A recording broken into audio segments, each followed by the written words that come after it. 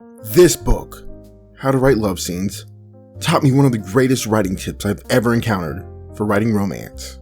It's made a lot of romance stories I've invested in click with me, especially related to something I never expected myself to get invested in the romance subplot of, Kurosagi.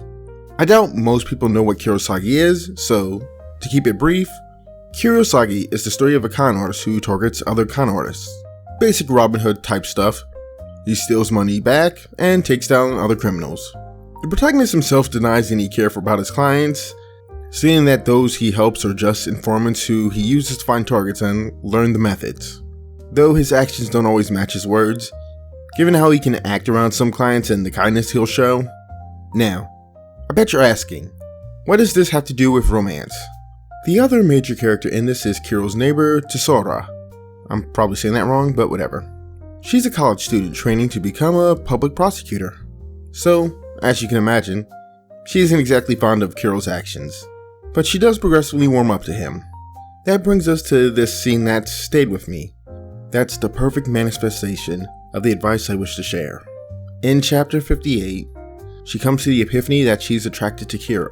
She tells him as much, but then adds in that she isn't looking for a relationship with him. She just wants him to remember before she leaves.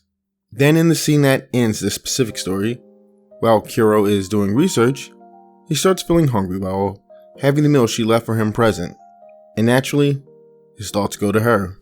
Then he trashes the food. He gets some ramen noodles instead while thinking about how things like that have no use to him. Why did this scene make me even more invested in their budding relationship? Because it keeps them apart. In writing love scenes, the first thing mentioned is the counterintuitive advice that love scenes should keep the characters apart from one another.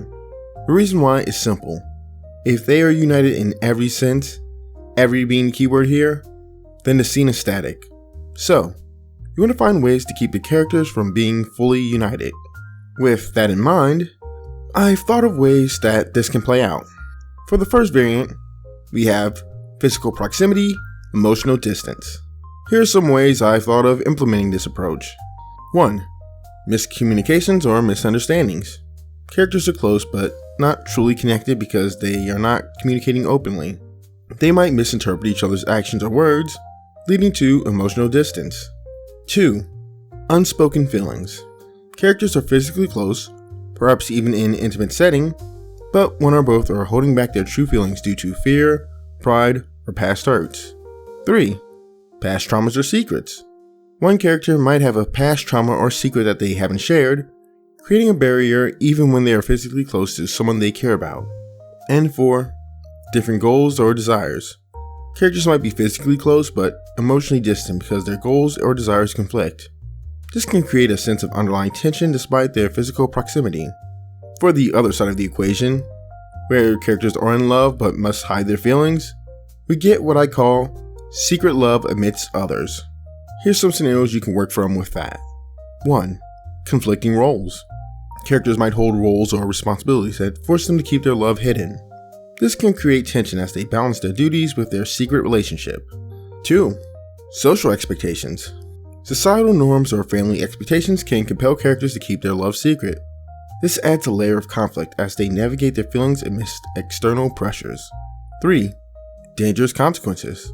The revelation of their love could have severe consequences, adding stakes to their secret meetings and interactions.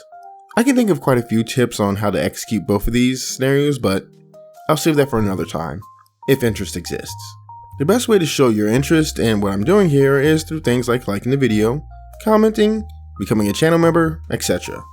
If you're uncertain if you want to support what I'm doing here yet, I recommend giving another video a try to see if this is the sort of writing channel you're looking for.